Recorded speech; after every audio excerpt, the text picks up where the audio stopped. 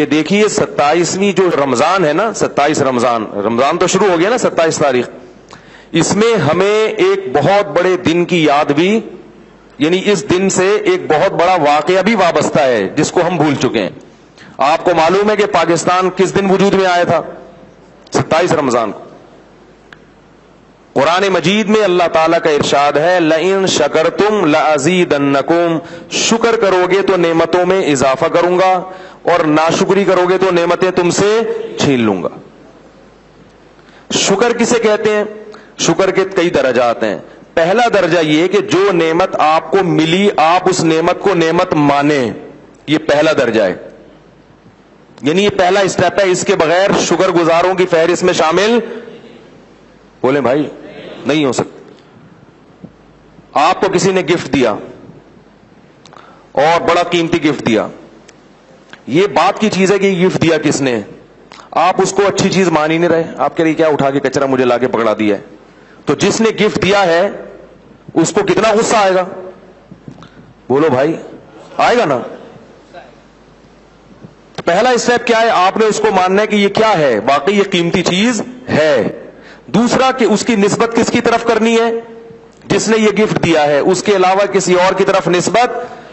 اگر کسی اور کی طرف نسبت کر دی تو یہ بھی کیا کہلائے گا؟ یہ عمل بولو بھائی ناشکری. اور اگر نسبت بھی اسی کی طرف کی لیکن اس کا حق ادا نہیں کیا، آپ نے مانا کہ بڑی قیمتی چیز ہے بھائی، یہ آپ نے مجھے اتنی سونے کی گھڑی دے دی، ایک مثال دے رہا ہوں، اور دی بھی بھائی عبد الودود بھائی آپ نے مثال کے طور پر کہ بھئی بڑا آپ کا شکریہ یار، آپ نے مجھے اتنی اچھی گفٹ دی، اور یہ لیکن اسی وقت اٹھا کے آپ نے 3 ڈبے والے کو پکڑا دی وہ کہ یار یہ تول کے جتنے پیسے بنتے مجھے دے دو. یہ بھی ناشکری کہلائے گی کہ نہیں کہلائے گی؟ بولیں بھائی ٹائم کم ہے، مقابلہ سخت ہے، تو آپ کو میرا ساتھ دینا پڑے گا. جلدی جلدی سبق یاد، ہم سب یاد کریں گے نا، تو بولنے سے سبق یاد ہوتا ہے. تو یہ عمل بھی کیا کہلائے گا؟ دیکھو میں عبد الودود بھائی کو سونے کی گھڑی دوں، یہ اتنا بڑا تحفہ نہیں ہے. جتنا بڑا تحفہ اللہ نے ہمیں یہ دیا کہ پوری ایک ریاست آزاد کر کے ہمیں پکڑا دی جس میں ہم اپنی مرضی سے قانون سازی کر سکتے ہیں. اللہ کی قسم اس سے بڑا تحفہ ہمارے لیے کوئی ہو نہیں سکتا. اس سے بڑا کوئی تحفہ ہمارے لیے مسلمان کے لیے تو یہ سب سے بڑا تحفہ ہے کہ اس کو ایک ایسی ریاست مل جائے جس میں وہ اپنی مرضی سے قانون سازی کر سکے. وہ نہیں کر رہا تو اپنا قصور ہے نا اس کا. اور ایک ایسی ریاست مل گئی جس کی بنیاد اسلام پر ہے. میں مانتا ہوں ہمارے ملک میں کچھ چیزیں نیگیٹو ہیں، منفی ہیں، بہت کچھ ہے، بے روزگاری ہے اور جو کچھ ہے اس پہ کیا آدمی ہو سکتا ہے ابھی ایک دم لائٹ چلی جائے، بیٹھے ہوں اندھیرے میں، تو کچھ بھی ہو سکتا ہے کسی بھی وقت. لیکن ہمارے ملک میں الحمدللہ کچھ ایسی خاندانی پازیٹیو چیزیں ہیں جو بڑی خاندانی ہیں، سمجھ رہے ہیں؟ وہ دنیا کے کسی اور ملک کو حاصل نہیں ہے. سب سے پہلی چیز ہمارے ملک کی کیا ہے کہ ہمارے ملک کا جو بیسک قانون ہے، جو آئین ہے، جس کی بنیاد پہ ملک ڈیوائیڈ ہوا، انڈیا سے ٹوٹ کے الگ ہوا ہے، وہ یہ کہ قرآن و سنت کے منافی کوئی قانون نہیں بنے گا. اور یہ ایسی شق ہے کہ جس کو تبدیل کرنا ممکن ہے ہی نہیں. اگر اسمبلی 100% بھی متفق ہو کر اس شق کو نکالنا چاہے تو نکال نہیں سکتی. یعنی پاکستان کو غیر مسلم ریاست بنانا کسی کے بس میں ہے ہی نہیں. آپ پوچھیں گے کیوں؟ بھئی ایک شیخ ہے نا، اس کو ربڑ سے مٹا دو، اس پہ وائٹ آؤٹ پھیر دو اور دوسری ڈال دو کہ نہیں بھئی یہ ملک سیکولر ملک ہے. تو کتنا ٹائم لگے گا اس میں؟ اگر ہمارے تمام حکمران اور سینٹ میں اور اسمبلی میں سب لوگ مل کے یہ کرنا چاہیں، وائٹو لگا دیں اور کہیں یہ ہم نے بال اتفاق ہے، تو اس میں کتنا ٹائم لگے گا؟ اور ہم یہ کہہ رہے ہیں کہ یہ چینج بولنا پڑے گا بھائی، بولنا پڑے گا. یہ چینج نہیں ہو سکتا. کیوں نہیں ہو سکتا؟